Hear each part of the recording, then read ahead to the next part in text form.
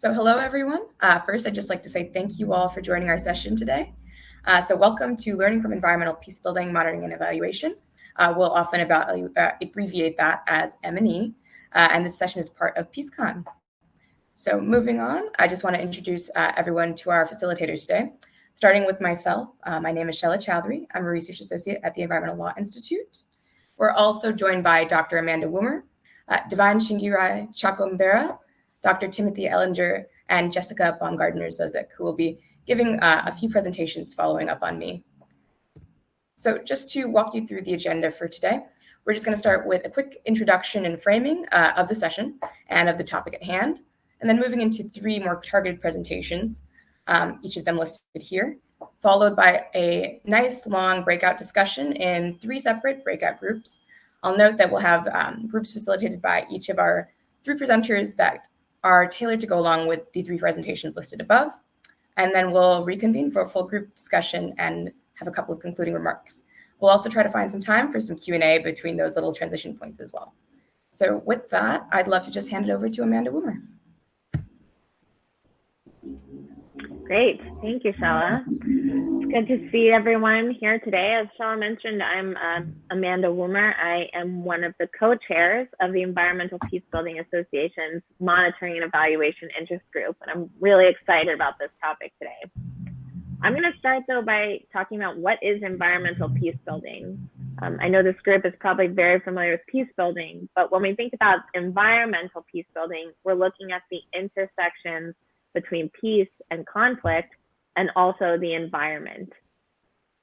So this might include utilizing natural resources in an effective way in conflict settings, doing environmental peacebuilding doing environmental conservation as a peacebuilding tool, and sometimes it can also include conflict-sensitive programming.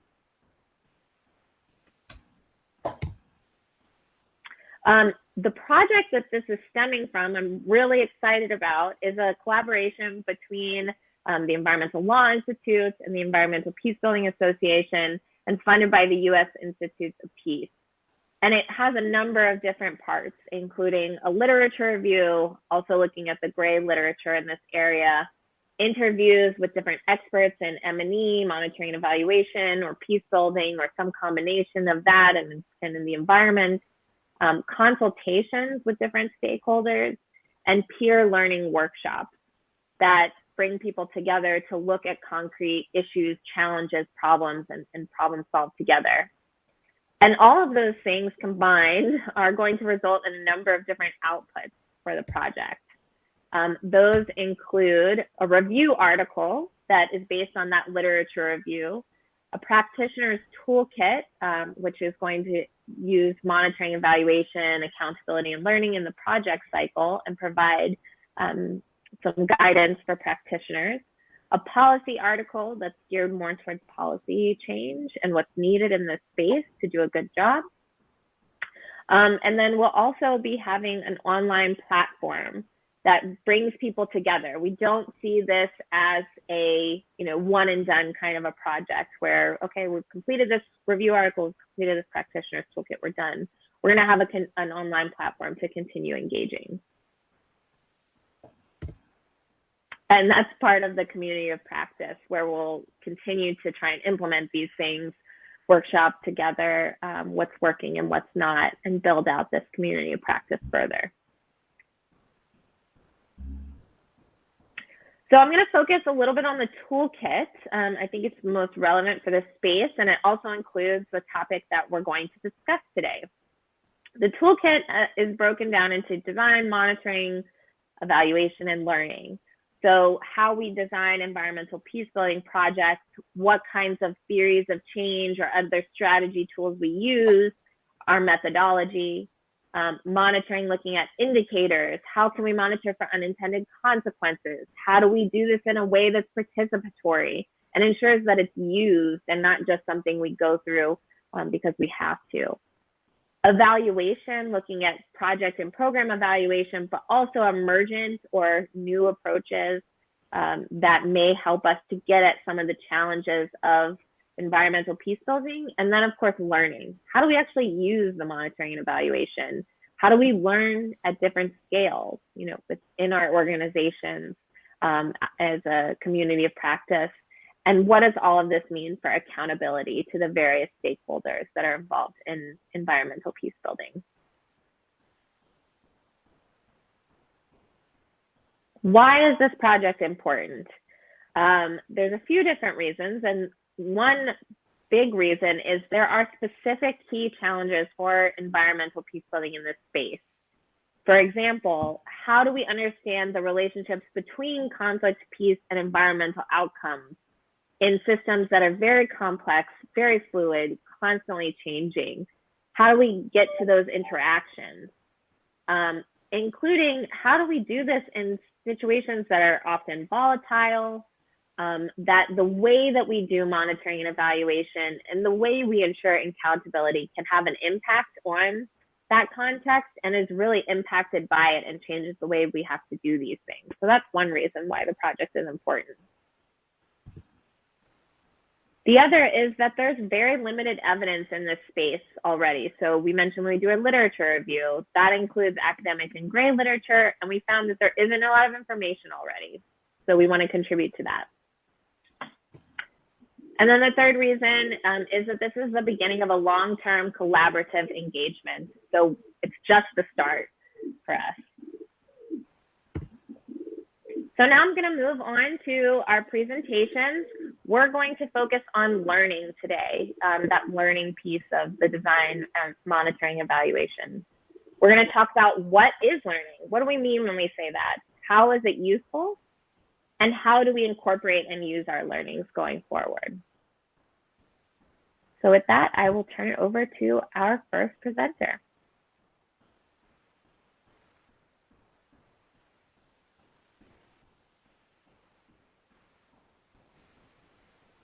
Hello, everyone. It's a pleasure to be here, and I'm really excited about the project, as Amanda has said. So I'll be taking you through learning in monitoring and evaluation, taking a closer look at what it entails in M&E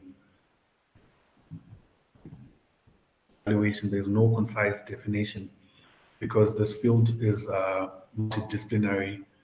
There are a lot of facets that are involved, so we can't really have a concise definition about it. But what we do know is that it can bring out how something is ineffective, how something is effective, how we can strategize going forward, and how we need to take care of volatile situations, as Amanda was explaining. And the other aspects and dynamics influencing perceptions of development and opportunities and constraints are some of the aspects that involve learning in the context of what? Of M&E.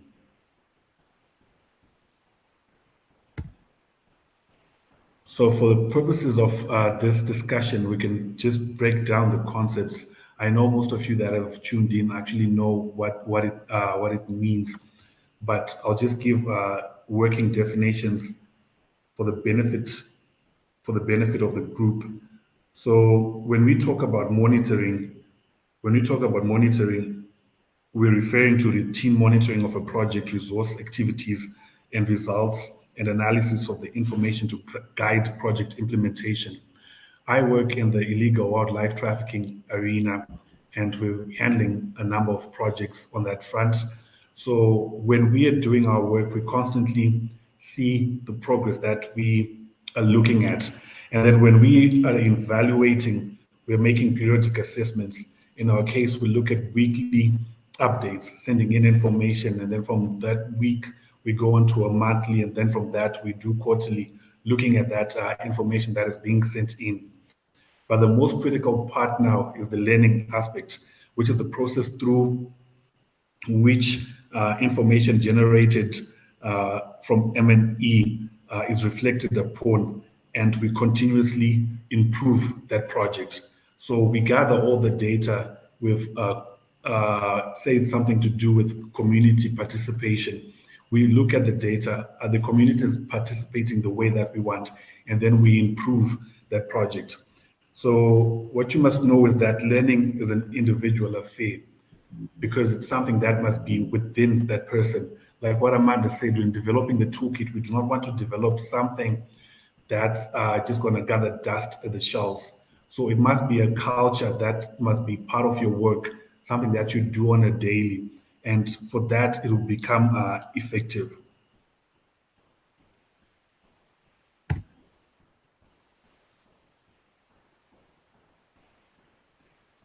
Yeah. So in my case, we're gonna take learning in monitoring and evaluation, environmental peace building context, a case study of rhino poaching in Zimbabwe. For context, Zimbabwe is a very country that is an abundance of wildlife, and as a result, we have a lot of tourists that come in. We have the fourth largest rhino population after South Africa, Namibia, and Kenya. And then in 2018, a conservancy in the southeast low vault of Zimbabwe was losing rhinos due to poaching activities, about 46, which were valued at about 5.5 million US dollars. So, together with other partners in the space, we looked at it and then realized that if this continues, because we have a conservative number of about 1,000 to 2,000 rhinos, they would actually become extinct, which is the fear. So we managed to actually rope everyone in to actually counteract this problem. But like what Amanda was referring to, that environmental peace building, we're looking at issues to do with conflict, peace, pertaining to the environment. So how do we navigate through the systems? So that is when we designed the project. Although we really didn't have a specific focus on M&E, we started using the concepts at a later stage, and I'll start explaining some of the key learnings in the next slide. So this is a basic illustration. This is a basic illustration of what we encountered. So our goal was to reduce illegal wildlife trafficking and poaching of wildlife in Zimbabwe, particularly rhinos. So the indicators, you put in the indicators of the things that you want, the decline in the number of the reports made, and the increase in the wildlife population, particularly rhinos in this case. But after assessing, writing this all down, you'd find that the problem is actually multifaceted. You want to stop the poachers, but at the same time, the poachers are involved as well with some of the key members who are in influential positions, and their issues to do with corruption. So you would actually have to go back to the drawing board and look at how you tackle these problems, because you wouldn't have really assumed that these are some of the challenges that you're going to face.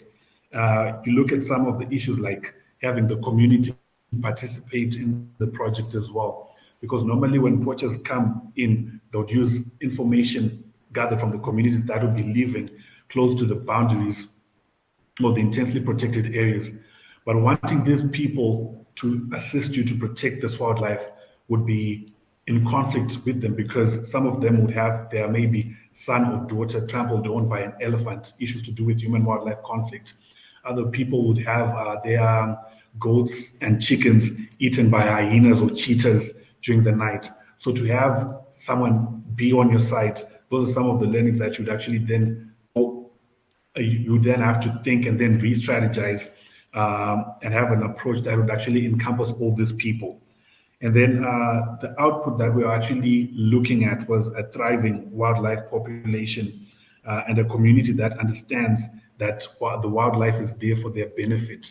For example, in mostly of the intensely protected areas, there are roads that are being built, there are schools that are being built due to the revenue that is coming from wildlife. So in about 2019, 2022, we managed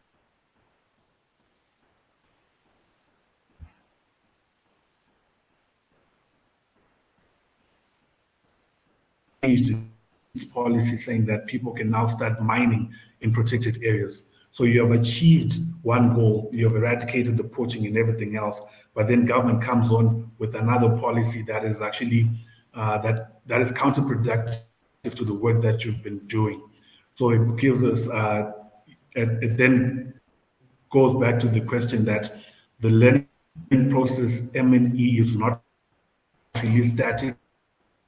It's something that can go back to in our example with the key learnings, you then develop as something that we will develop further as we go into the breakout sessions, that you need to come up with solutions for learning. And in concluding, going to the last slide, my key takeaways will be that learning in M&E is a continuous process. It's never static. And as a practitioner, you have to learn to adapt. Like we had, like the success that I was telling you about, and then we now have a fallback. And then to effectively implement learning in monitoring and evaluation, you need experience as well as to unlearn certain things. That's the only way that you can actually then move forward. Thank you. Thank you so much, Divine. I'll hand it. So go ahead. Yeah. Thank you, Shella. Yeah, you can go ahead. All right. And so our next presenter will be Dr. Timothy Ellinger. Good afternoon, good morning, good evening. Thank you very much for the opportunity to speak here today. I want to thank you, Divine, for your excellent presentation, and I want to kind of pick up on some of the things that you mentioned in your conclusions and expand upon them from my perspective, as I'm an evolutionary ecologist that spent my career working on restoration on a community level with environmental problems and environmental restoration. And several things that Divine pointed out in his presentation have been essential for me in terms of understanding what makes projects successful or not successful. First of all, Divine mentioned about the need to adapt to constant change. As an evolutionary biologist, this is sort of something that's central to the way that we look at the world. But the other part that he mentioned was the importance of being able to unlearn. Sort of, we talk about it as intellectual humility, the ability to really be not there trying to prove that what you know works, but to enhance the unique complexity of local context. And those levels of learning, what I found and what I've been able to reflect on both for this project, but also looking back at several numbers of projects in my career, is that generally speaking, learning and adaptation really happens readily in natural systems. Because unlike human systems, nature doesn't try to prove its theory of change or convince someone that its way is the right way. Instead, feedbacks in natural systems are transparent, that they're not hidden very well. And what doesn't work in nature eventually gets replaced by something that does, and does it better. So what I found in my working with M&E, again, coming in as a restoration ecologist, learning to work with social systems and M&E, is that, as we'll hear a little bit later, I think Jessica will be talking about, M&E exists and learning exists at multiple levels and stages. As a professional discipline, as a professional practice, there's an important to learn within the professional practice and establish a disciplinary and a disciplined way of doing learning. Also, as a component of program quality assurance, quality improvement within projects, sort of learning from monitoring and evaluation. What I find, for me, I think of learning and M&E as the intervention. I think of it from the perspective of, again, from my perspective, working at community-based, hyper-local environmental peace building. The successful projects that I've been involved in, and by comparison, that the unsuccessful projects have not done this, have sort of integrated the healing of damaged social and ecological systems through the building of trust and relationships. Those trusts and relationships then allow for the feedbacks and learning to occur within the system and create a learning community, as Divine was saying, getting the local people as part of the monitoring and evaluation builds into the system the capacity for really honest learning and honest, truthful learning within the community itself.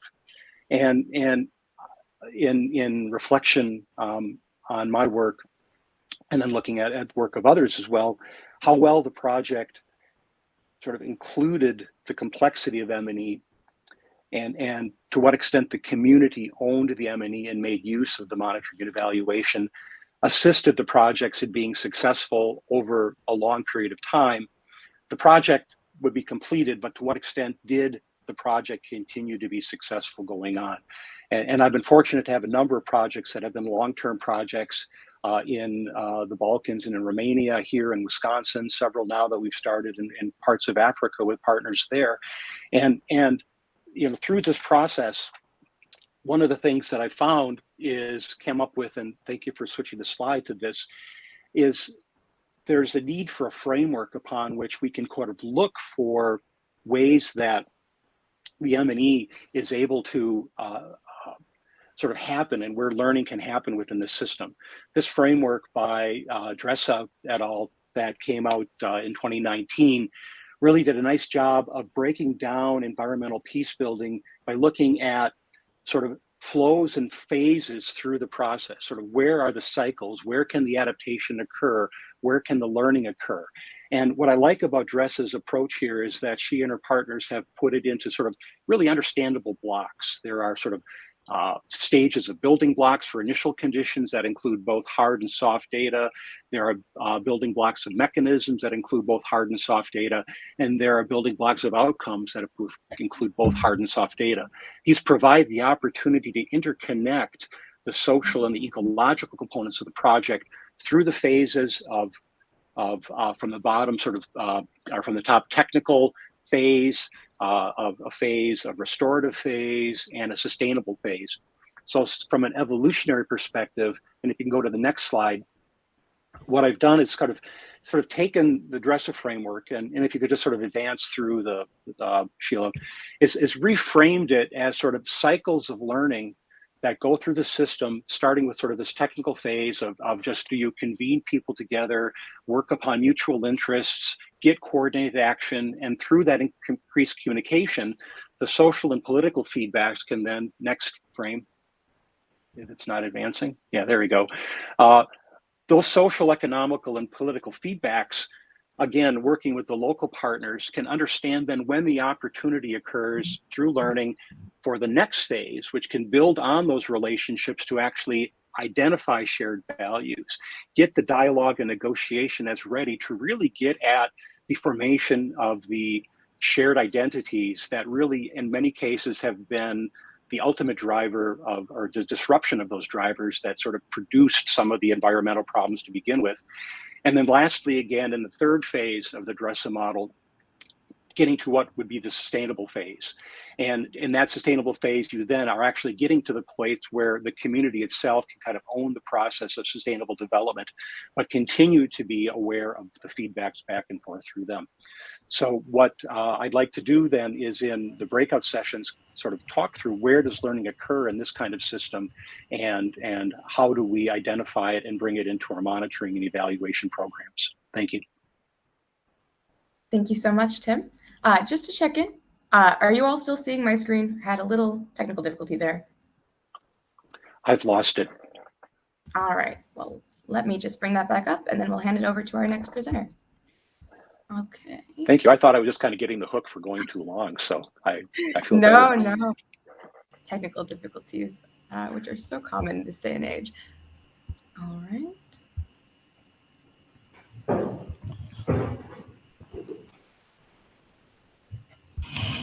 Can everyone see that again? Yeah. Fantastic. All right. So I'd like to hand it off to Jessica Baumgardner-Zizek. Well, thank you all so much. I know it's the last day of PeaceCon, and it's always hard after just taking in so much information, but I am so incredibly honored to be here with these amazing panelists. It's hard to come after an incredible lawyer with experience in human wildlife conflict, as well as an evolutionary biologist. I feel like I'm in grade school again, trying to presume what I want to be when I grow up, because that just sounds like so much fun.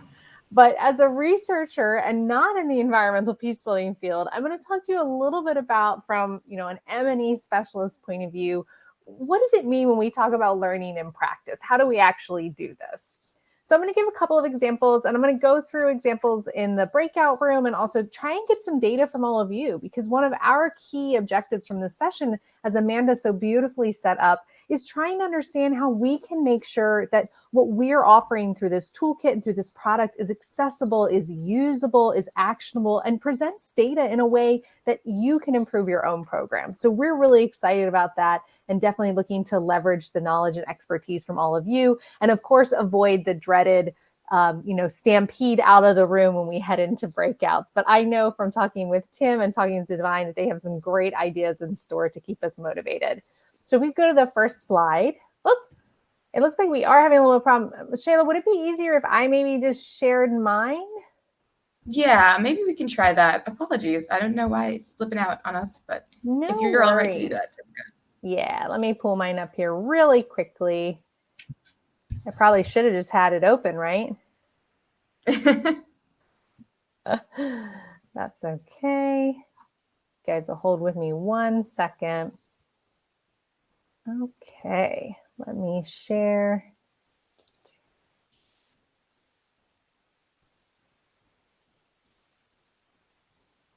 Okay. Are you guys seeing the presentation? Yes. Great. All right, so I wanted to talk a little bit with you, like I said, just in a few minutes to kind of whet our appetite on what does design monitoring evaluation, what does that mean, and what does that mean in relation to learning? And I'm going to break this into 3 key parts. One, how does the concept of learning fit into what we at AFP call design monitoring evaluation? You may call MEAL, you may call MEL. I've heard AIM. I've heard literally every kind of acronym under the sun. We use design monitoring evaluation because we want to make sure that we are talking about design and starting upstream, not just laying monitoring evaluation over a program. So we'll talk a little bit about program efficacy, learning, and evidence, and what does that mean for you? Thinking a little bit about how do we develop into a learning organization? What does that actually mean? What characteristics define a learning organization? And how does that then overlay within design monitoring evaluation? And then finally, really quickly on what are key questions and inflection points for learning across the program cycle? Many of us may be very specialized in one particular area, but this is something I think Tim was hitting on this, Divine was as well, that learning should encompass all of that. But understanding and taking those moments for pause and reflection and being able to integrate that within your programmatic cycle from design all the way through to evaluation and all the way back again is really important. So I'll give a couple of key questions that I try and think about when designing something new. So in terms of what is the purpose of M&E, any of you who've been around for a few years may have seen this slide. I actually think that I created this in one of the first years that I joined with the Peacebuilding Evaluation Consortium. But it's something I really strongly believe in. I'm still trying to push this conversation. The purpose of M&E as I envision it is in threefold. We have purposes that could be related to program efficacy. Did we achieve our program objectives? Was it relevant? Did we complete it on time, on budget, to the best of our abilities? Those are all questions we may be really interested in and could be the purpose of our monitoring evaluation efforts. We also have program or organizational learning. What does this specific program teach us? How could we improve our programming approaches writ large as an organization or a field? But then we also have a purpose of trying to establish evidence. Questions like, if we do something, what change will occur? Both, again, within our own programs, our own organization, but also for the field. So understanding what the purpose of design monitoring evaluation is for you and your organization, your program, is really important.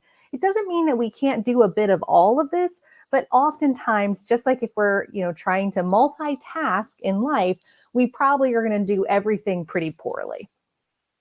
So what does it mean to actually be a learning organization? So I would break this down into these areas that to be a learning-based organization, we have to be interested, focused, and committed to creating knowledge, acquiring knowledge, transferring that knowledge, and then adapting and, just as importantly, modifying behaviors and what I would say are standard operating procedures or SOPs or organizational norms to reflect that knowledge. So if we stop at the acquiring knowledge and we never transfer that into action, or we never actually adapt our programming or our structures, we've pretty much failed. I would go forth and say it needs to be all of this in order to actually be a learning organization.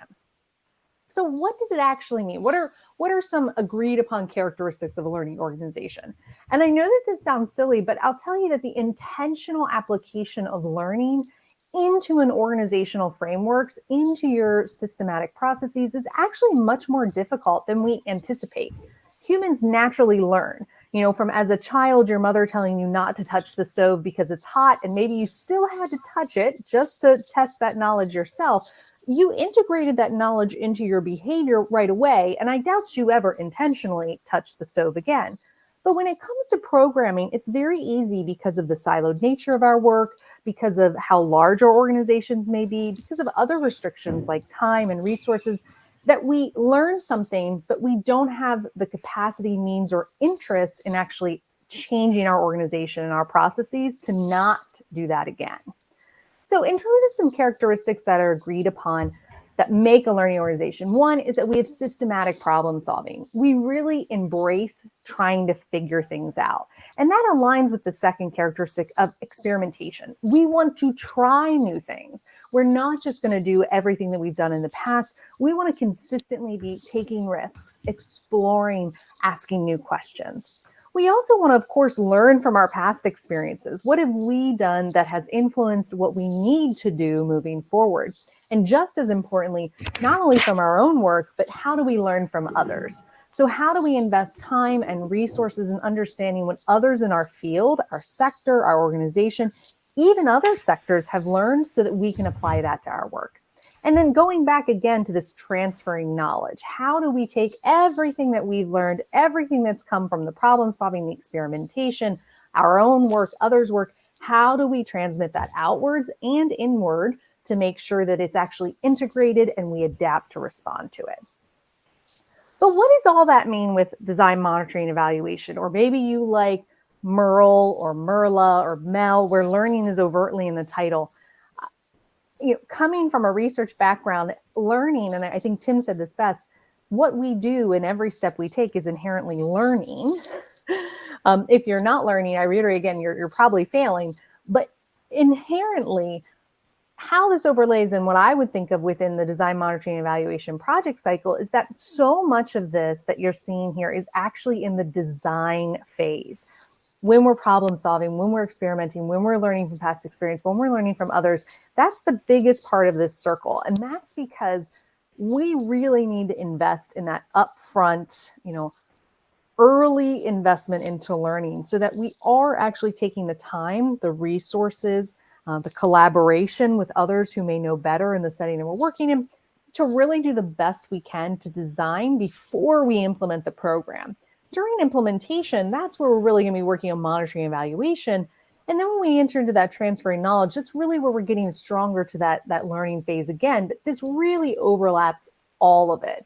And the one thing I'll leave you with before we dive into the kind of Q&A really quickly and breakouts is just this general question of who and for whom do we learn? Who picks the learning agenda? Who contributes to that? Whose questions are answered?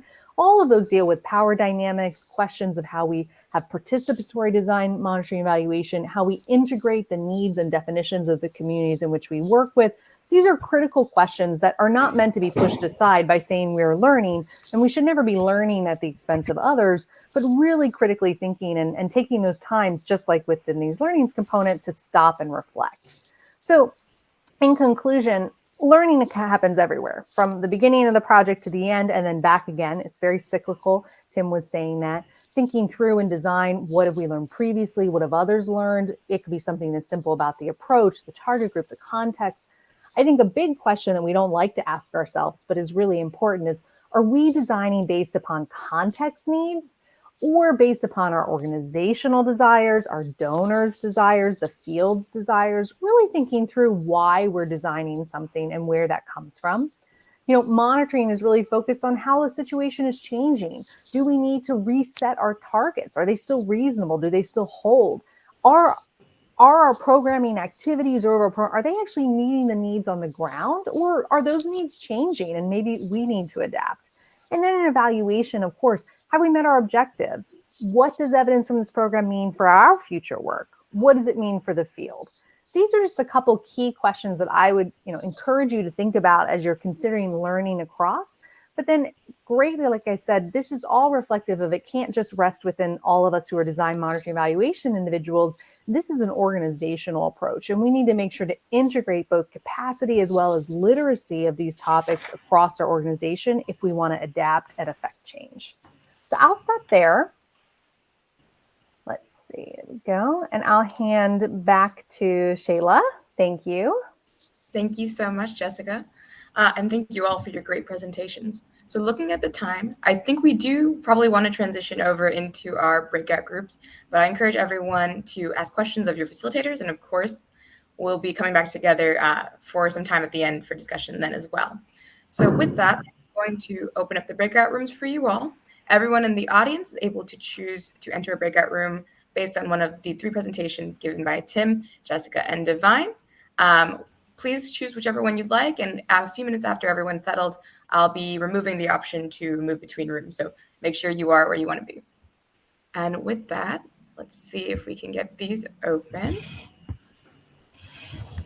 All right, we hope you're able to enjoy the conversations you could have, and we'd like to really just bring everything back together. And so if it's all right with you all, I'll just call on you one by one to share some insights from your breakout rooms, and then perhaps we can conclude with a quick conversation on all of that, bringing it together. All right. Let's see here. Divine, would you like to go first?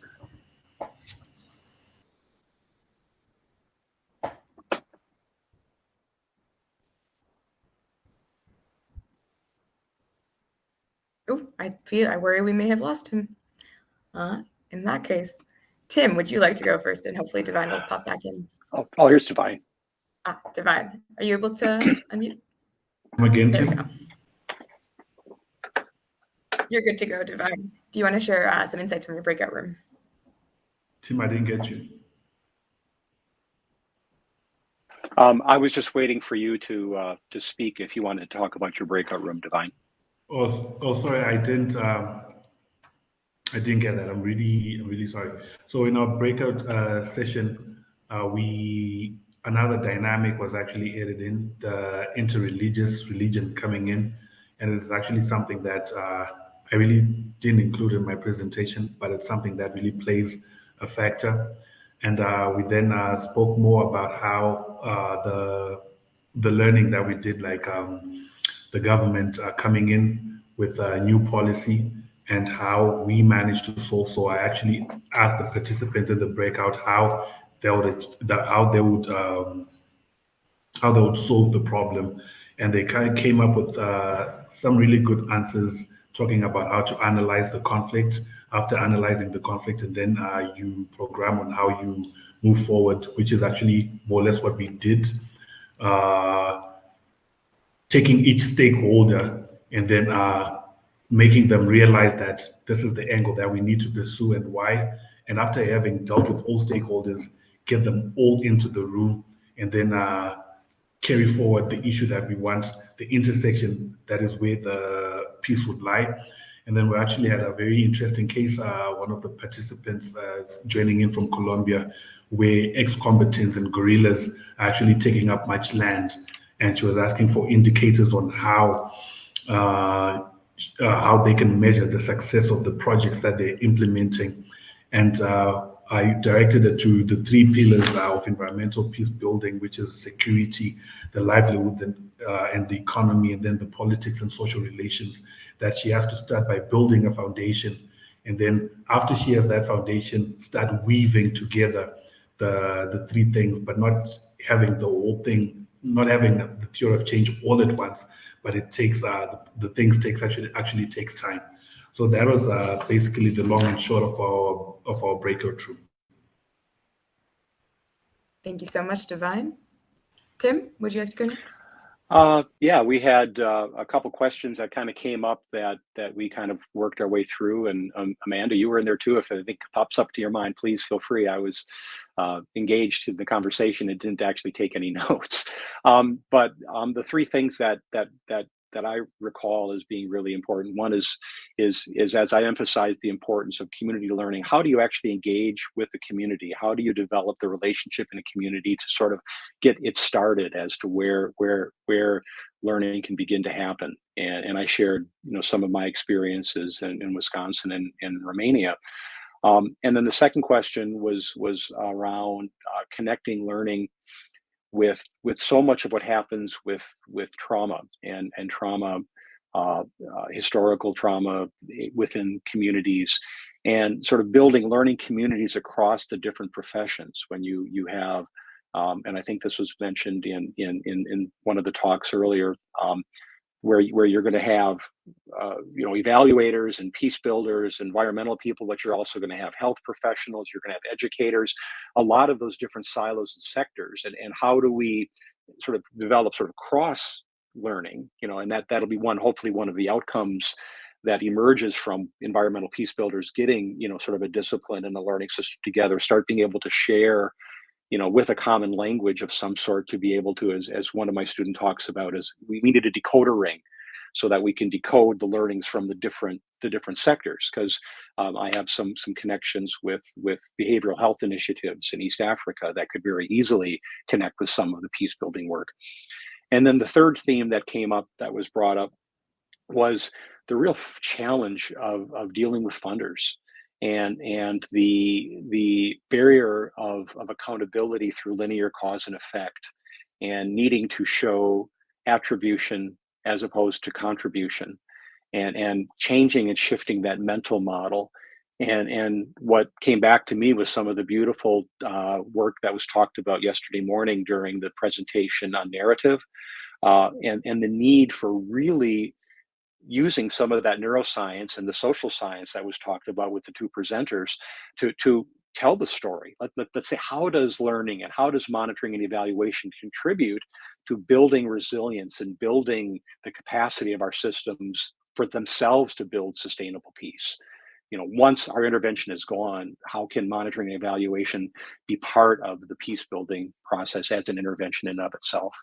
And I think the narrative opportunities are there, both for the community at large, but particularly for the funders who need to provide the greater flexibility in their funding for professional M&E people. Unlike myself as an academic, we have a lot of privilege to be flexible that other people may not, when the monitoring and evaluation work that they're doing is part of a specific contract with a budget and a time frame and deliverables due within a certain period of framing.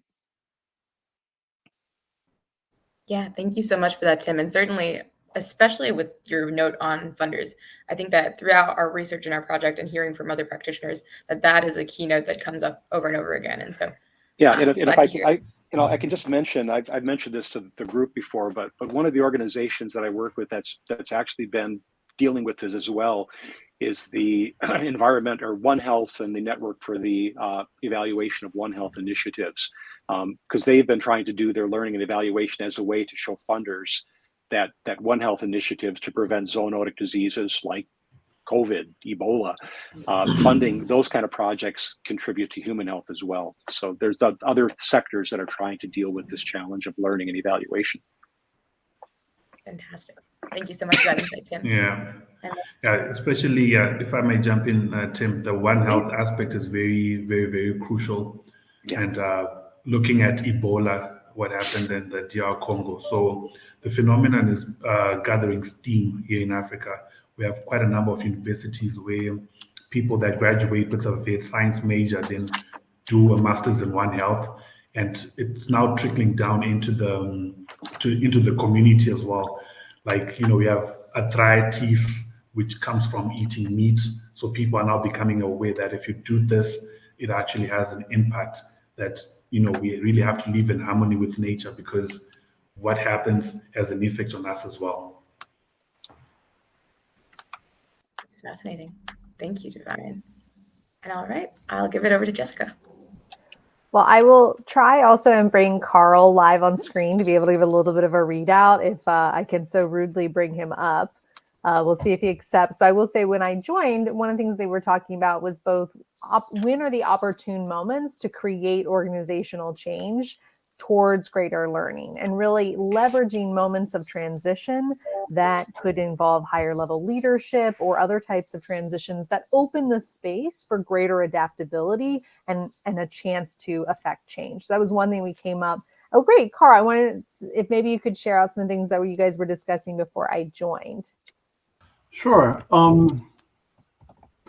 So we had an example of an organization that was finding that it was doing a good job of monitoring the situation and having weekly meetings and adjusting the projects accordingly.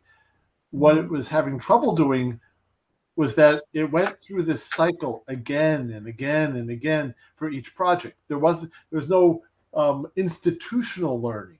There was learning on the project, but not institutionally. So recently they reorganized the organization to really integrate monitoring, evaluation, learning throughout, to try to have it more programmatic. Some of this was institutional organization, having M&E and having more clear accountability and so forth.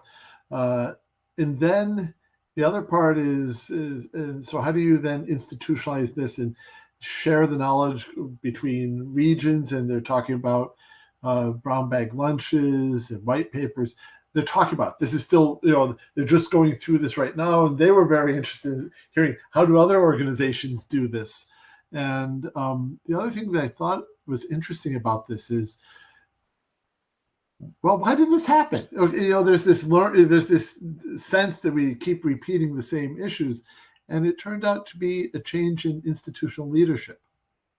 And I think that it is interesting to see the role that leadership does play in supporting Mel, or in not creating an actively supportive environment for it. And the difficulty is what happens if you don't have support from leadership. What do? Do you just give up? No, the answer is, but and I think that this is something that's worth thinking about, and how do we convince our leadership that this is worth the investment of time and resources.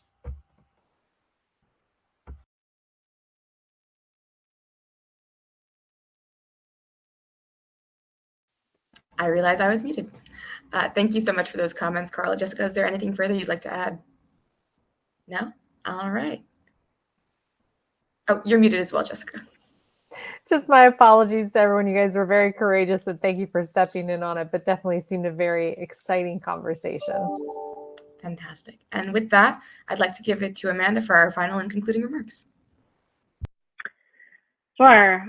Thanks, Sheila. I won't take very long. I know we're about at time, but something that kept striking me when we were talking about, as Jessica said, leveraging moments of transition and thinking about the way donors conceptualize these things. And, Tim talked about the cross-learning that needs to take place, is going back to the phrase Tim used, mental models.